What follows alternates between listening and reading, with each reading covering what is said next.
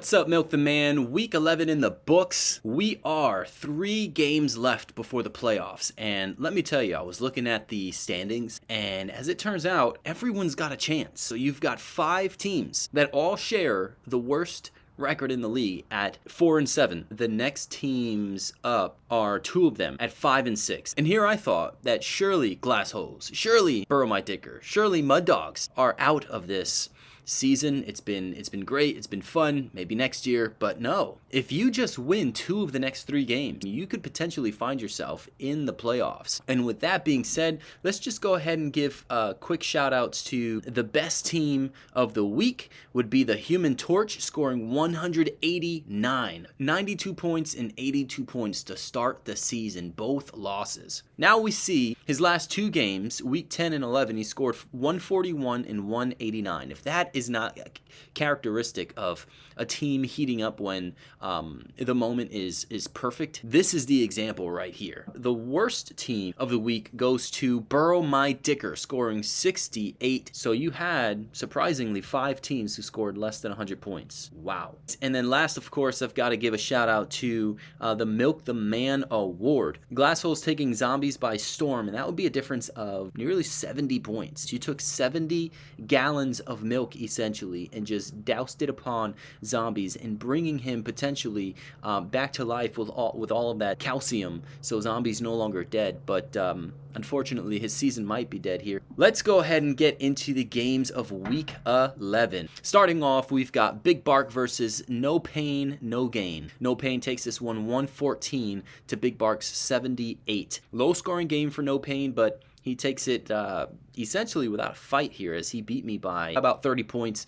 He moves to 8-3. My team falls to 5-6. No Pain at seed number 2 and making things look super easy. 30 points of his 114 was scored by Bijan Robinson. That's what championship teams do. They get the win any way they can. Next, we've got Vinsanity versus the Human Torch. The Human Torch absolutely torches Vinsanity, 189 to 148. Okay, so it wasn't an absolute torch, but he almost scored 200 points, and Vinsanity nearly scored 150. So if you're going to score 150 once again, Vinsanity kind of gets popped here. Look at all of his losses that came from high scores. Week 4, Vinny scored 147 and lost. Week 5, he scored 144 and lost. Week 6, he scored 135 and lost. And then, of course, week 11, he scored 148 and took the loss to the best team of the week. Not such a great season for Vinny. I'm sure he's kicking himself right now. He's at 4-7 and finds himself out of a playoff spot. So the Human Torch, congratulations to you. You had 3 players that scored you in the 30s. Amazing. Next, we've got Zombies versus Glassholes. As we know, Glassholes takes his milk and dumps it all over Zombies, 148 to 81. I don't think there's much to say here about Zombies' team. Yeah, just a terrible, terrible showing. I mean, Glassholes,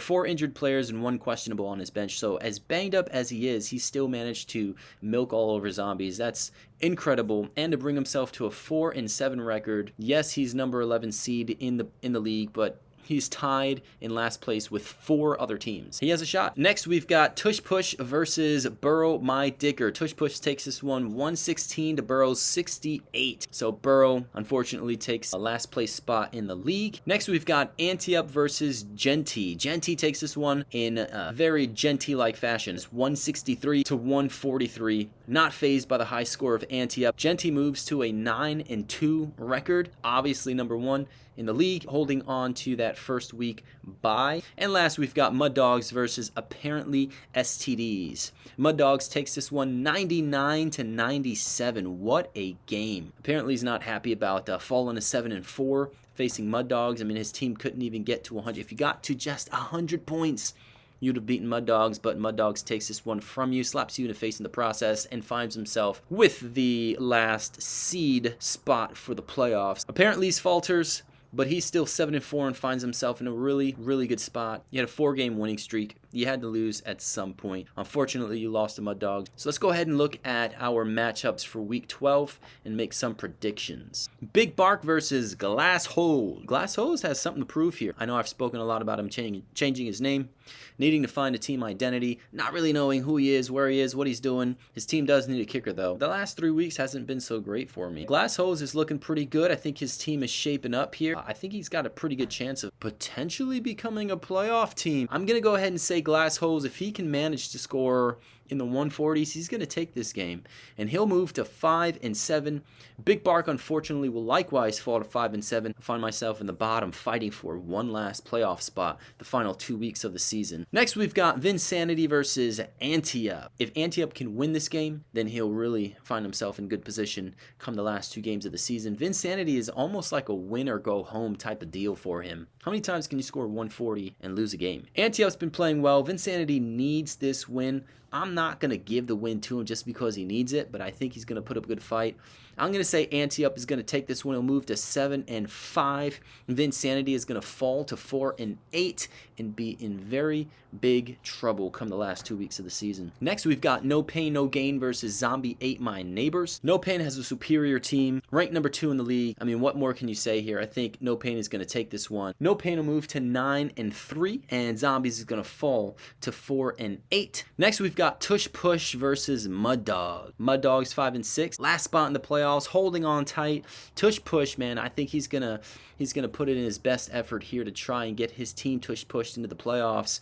He's got a very healthy starting lineup. With Mud Dog's starting lineup, does it even matter if it's healthy or not? Both teams at this stage in the season are actually pretty well matched up. I think Tush Push has a better opportunity for his team to get closer to 150 than Mud Dog. So Tush Push is going to take this one and move his team to 5-7, and Mud Dogs is going to fall to 5-7, thereby be tied, and anything really can happen here. Next, we've got the Human Torch versus Genty. The Human Torch has turned himself into a pretty intimidating opponent, but Genty, of course, has always been intimidating. If anything, I think this game is going to end within 20 points of each other. I'll go ahead and even call that. Genty will score around 160. Danny will score around 140. It'll be an unfortunate loss for the Human Torch. Genty will rise to 10-2. Double digits in the win column, and the Human Torch is going to fall to 6-6. And finally, we've got Burrow My Dicker versus Apparently STDs. Even though Burrow My Dicker at 4-7 has got a shot at the playoffs, I think Apparently STDs is going to remind him of reality with his 7-4 record, number 3 in the league, perhaps even here to make things worse for Burrow My Dicker. He's got 2 players on his starting lineup he needs to substitute. He's going to have to go to the waiver wire for both of them because he's got a running back and a kicker that he needs to replace, and he doesn't have a running back or a kicker in either his flex positions or his bench. With that being said, Apparently STDs is going to take this one by a landslide. He'll be at 8-4, and Burrow My Dicker is going to fall to 4-8. So that's it, fellas, and things are looking pretty tight here. 3 games left in the season. We could be talking about a complete shock of a playoff mix-up come week 13. Enjoy the games. Thanks for watching.